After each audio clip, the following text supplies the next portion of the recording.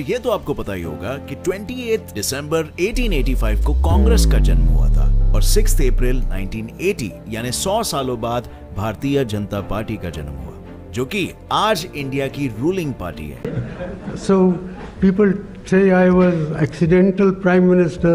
I was also accidental finance minister. People say I was a silent prime minister. जिस बात को हिंदुस्तान हर पल याद रखेगा कि 2014 के पहले का जो दशक था तो लॉस्ट डेकेड के रूप में जाना जाएगा। Unemployment is high and the informal sector is in shambles. Without discussing the merits of Mr. Narendra Modi, I sincerely believe that it would be disastrous for the country to have Narendra Modi as the Prime Minister. कल का प्रधानमंत्री का बयान मुझे लगता है कि शायद 2011 का सबसे बड़ा जोक है, हास्यास्पद बात उन्होंने कही है। दूसरा इन्हीं के कालखंड में महंगाई कहां से कहां पहुंची, एक तरफ जीडीपी का गिरना, दूसरी तरफ इन्फ्लेशन का बढ़ना। इस वीडियो में हम कांग्रेस की 10 सालों की एक एनालिसिस करना चाहूंगा, वही 10 साल जिसमें हमारे प्रधानमंत्री मनमोहन सिंह जी रहे थे, और उनको ये 9 सालों से कंपेयर करना चाहूंगा जिसमें हमारे अभी के प्राइम मिनिस्टर मोदी जी रहे हैं। मैं अलग अलग फील्ड में कंपेयर करूंगा, अलग अलग सेक्टर या टॉपिक कह लो आप, उसमें उनकी परफॉर्मेंस कैसी रही। तो आइए शुरू करते हैं और देखते हैं कि दोनों में से किनकी परफॉर्मेंस ज्यादा बेटर रही है। पहली फील्ड है जॉब। 2009 से 2011 तक इंडियन इकोनॉमी ग्रो कर रही थी 8.5% के रेट से, और जॉब के रेट थे around 10 lakh job per year नई क्रिएट हो रही थी हर साल। इस जॉब क्रिएशन रेट को मोदी जी ने बोला था ये जॉबलेस ग्रोथ चल रही है, और मनमोहन सिंह जी को एक फेलियर बताया था इसके कारण। लेकिन जब मोदी जी खुद इलेक्ट हुए तो ये जॉब ग्रोथ रेट और भी नीचे चला गया और सिर्फ 1,30,000 जॉब पर ईयर हो गए। एक रैली में मोदी जी ने पर लाख 2 करोड़ जॉब देने का वादा किया था, पर अब जॉब की जगह लोगों को पकौड़े बेचने को कहा जा रहा है। व्यवसाय करेंगे, कमाई करेंगे, कोई एक आध व्यक्ति को रोजगार देंगे, कोई ऑटो रिक्शा चलाएगा, कोई पकौड़े की दुकान करेगा, कोई चाय की दुकान करेगा, कोई अखबार बेचने का काम करेगा, कोई कहीं डिपॉजिट देकर के और एजेंसी लेगा। ये सब चीजें रोजी रोटी कमाने की व्यवस्था हुई है कि नहीं हुई है? इसको रोजगार मानेंगे कि नहीं मानेंगे? अगर आपके जी टीवी स्टूडियो के बाहर कोई पकौड़े बेचता है और शाम को 200 रुपया कमा करके घर जाता है, उस व्यक्ति को आप रोजगार मानोगे कि नहीं मानोगे? हमें ये चीज ध्यान रखनी चाहिए कि मनमोहन सिंह जी ने 10 लाख जॉब पर ईयर का जो ग्रोथ मेंटेन रखा था ये काफी नहीं था, लेकिन ये सब मेंटेन रखा था इसके बावजूद कि दुनिया में इकोनॉमिक रिसेशन आया था 2008 और 2009 में। राहुल जी ने खुद अपनी स्पीच में एडमिट किया है यूपीए की जो जॉब ग्रोथ रही है वो सेटिस्फैक्टरी नहीं है, लेकिन मोदी जी की इससे भी ज्यादा खराब थी। कांग्रेस की 10 सालों में दोस्तों एवरेज जीडीपी ग्रोथ रहा 7.7% पुराने फॉर्मूला के हिसाब से, और नए फॉर्मूला के हिसाब से 9.7% की एवरेज जीडीपी ग्रोथ मेंटेन रखी थी पूरे 10 सालों में, जो कि बहुत ही अच्छा जीडीपी ग्रोथ रेट है। अगर आप इस चीज को भी कंसीडर करते हैं कि इन 10 सालों में इकोनॉमिक रिसेशन भी आया था पूरे दुनिया में, तो ये जीडीपी ग्रोथ रेट और भी अच्छा दिखता है। जीडीपी ग्रोथ रेट मोदी सरकार के अंदर कैसा रहा था आप इस चार्ट में देख सकते हैं दोस्तों। लेकिन इससे ही बुरी खबर यह है कि मोदी सरकार ने जीडीपी ग्रोथ रेट को मैनिपुलेट करने की कोशिश की है, और दूसरी बुरी खबर यह है दोस्तों कि जीडीपी ग्रोथ रेट गिरने के पीछे कोई एक्सटर्नल रीजन नहीं था। इसका दोष हमारी सरकार पे ही जाता है। डिमोनेटाइजेशन जैसे डिजास्टर डिसीजन की वजह से 2% की गिरावट आई हमारे जीडीपी ग्रोथ रेट में, और ये एस्टिमेट किया जाता है कि 1% जीडीपी ग्रोथ रेट की वजह से 30 लाख लोग गरीबी से बाहर आते हैं। तो बहुत भारी हमें नुकसान हुआ है पैसों का। तीसरी चीज है दोस्तों टैक्सेस। जहां तक कांग्रेस सरकार की बात है, उस टाइम पे क्रूड ऑयल के रेट इंटरनेशनल मार्केट में इतने महंगे थे कि सरकार को अपनी तरफ से सब्सिडी देनी पड़ती थी पेट्रोल डीजल का रेट कम करने के लिए। तब बीजेपी में लोग चिल्लाते थे कि ये रेट बहुत ज्यादा है और भारत बंद तक कर डालते थे कि आपको 75-80 रुपए का पेट्रोल चाहिए कि 35 रुपए का।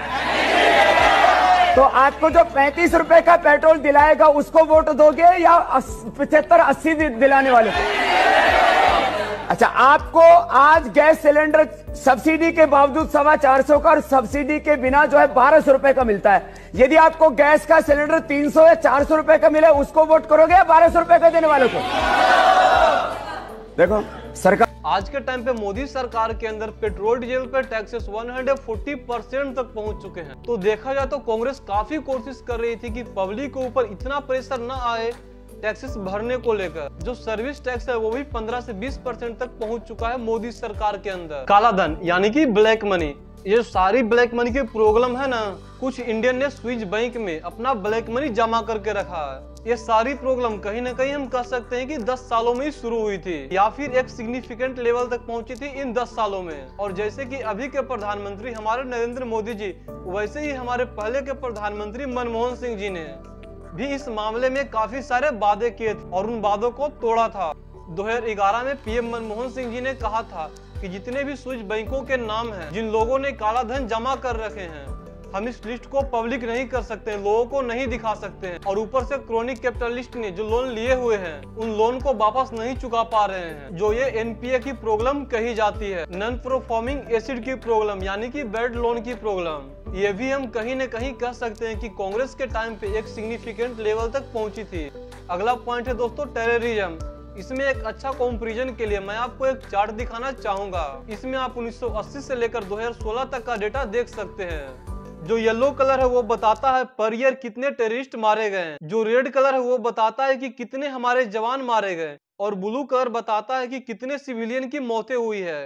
तो दोस्तों आप इसमें बहुत ही आसानी से देख सकते हैं कि जब से कांग्रेस सिलेक्ट हुई 2006-2007 के बाद से बहुत ही इफेक्टिव रही है सरकार टेररिज्म को कंट्रोल करने में। जो भी सिविलियन के ऊपर अटैक हो रहे थे वो भी बहुत ही कम हो गए हैं। जो हमारे सिक्योरिटी फोर्सेस के लोग मारे जा रहे थे वो भी कम हो गए। दूसरा, आपने अभी मोदी के टाइम पे देखा होगा, जब कोई चीज होती है, आर्मी करती है, तो मोदी बड़े बोस्टफुल होके, बड़े प्राउडली से बताते हैं कि देखो हमने पाकिस्तान पे हमला कर दिया, देखो हमने पाकिस्तान पर सर्जिकल स्ट्राइक करी। इसमें मनमोहन सिंह जी की स्ट्रेटजी बिल्कुल अलग थी। वो चुपचाप रहते थे इस बारे में, कोई भी सर्जिकल स्ट्राइक होती थी वो चिल्ला के सबको नहीं बताते थे इसमें, और ऊपर से वो पीस मेंटेन करके रखते थे, जिसकी वजह से एक्चुअली में सिटीजन की सेफ्टी बहुत ज्यादा थी उस टाइम पे, और हमारे जवानों की भी सेफ्टी बहुत ज्यादा थी। इलेक्ट्रिफिकेशन एक ऐसा पॉइंट है जिसमें मोदी सरकार अपने आप को बहुत तारीफ करती है, लेकिन यहाँ पर जनता से बहुत झूठ बोला गया है। एक अच्छे कंपैरिजन के लिए यहाँ पर हम फिर से आपको एक चार्ट दिखाना चाहूंगा। ये जो डेटा उपलब्ध है उसमें 2005 से 2016 तक का इंटरनेट पे उपलब्ध है, जिसमें हर साल कितने विलेजेस को इलेक्ट्रीफाई किया गया है ये कंपेयर किया हुआ है अलग अलग सालों में, यूपीए के टाइम में भी और मोदी जी के टाइम में भी। और इस चार्ट में आप देख सकते हो कि ओवरऑल जो बेस्ट रिकॉर्ड ब्रेकिंग इलेक्ट्रिफिकेशन का रहा है वो यूपीए के अंडर हुई थी 2006-2007 के बीच में। इसमें 28,000 से ज्यादा विलेजेस को इलेक्ट्रीफाई किया गया था। इन जनरल आप देखेंगे कि यूपीए के टाइम में ज्यादा इलेक्ट्रिफिकेशन रेट रहा है, जबकि 2011 के बाद से थोड़ा कम हो गया है। 2012-13 आते आते मोदी सरकार के आने के बाद ये 7,000 विलेजेस को इलेक्ट्रीफाई हुई है 2015-16 के बीच में। जो रेट है वो कोई इतना ज्यादा नहीं है पिछले के कंपैरिजन में। हाईवे बिल्डिंग रेट को आप इस चार्ट में देख सकते हो कि हर साल कितने किलोमीटर पर डे के एवरेज से हाईवे बनाए जा रहे थे। तो कांग्रेस के टाइम में हाईवे बिल्डिंग कुछ खास नहीं बना है। 2010, 11, 12 में 12 से 15 किलोमीटर पर डे के हिसाब से बनाए जा रहे थे। मोदी जी के एक साल में रिकॉर्ड टूट गया था 30 किलोमीटर पर डे, लेकिन उसके बाद वाले साल में फिर से 25 किलोमीटर पर डे पे आ गए हैं। एनर्जी के सेक्टर में कांग्रेस सरकार की काफी बेकार परफॉर्मेंस रही है इन 10 सालों में, स्पेशली अगर हम मोदी सरकार से कंपेयर करें तो जो रिन्यूएबल एनर्जी एडिशन करने की बहुत सारी पोटेंशियल थी इंडिया के पास, वो सही से यूटिलाइज नहीं किया गया, जो कि मोदी गवर्नमेंट में हुआ है। और इंडिया का टारगेट बहुत ही अच्छा है, एनर्जी के सेक्टर में बहुत ही अच्छा काम चल रहा है। इनफैक्ट मैं कहूंगा कि सारे सेक्टर में से सबसे अच्छा काम सरकार कर रही है वो है एनर्जी। एलईडी बल्ब एक स्कीम थी, उज्ज्वला स्कीम, जिसमें 36 करोड़ बल्ब बांटे गए। करप्शन के मामले में तो आपको पता ही होगा दोस्तों कांग्रेस का क्या हाल था। इन 10 सालों में जितना करप्शन हुआ है उतना किसी भी टाइम पे इंडिया के इंडिपेंडेंट हिस्ट्री में किसी और सरकार में नहीं हुआ है। 2G scam, 3G scam, Adarsh scam, Satyam scam, Colgate scam, CWG scam, solar scam, cash for vote scam.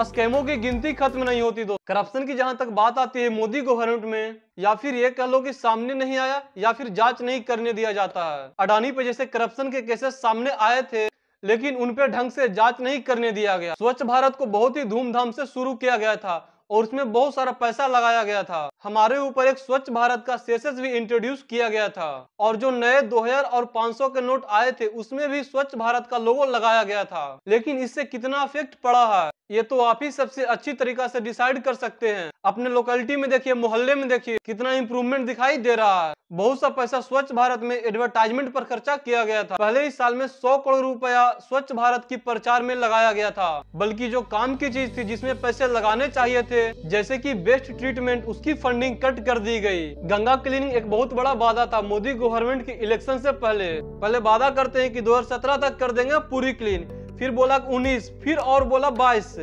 और अभी तक ये कुछ भी नहीं हो पाया है और ये चलता ही रहेगा।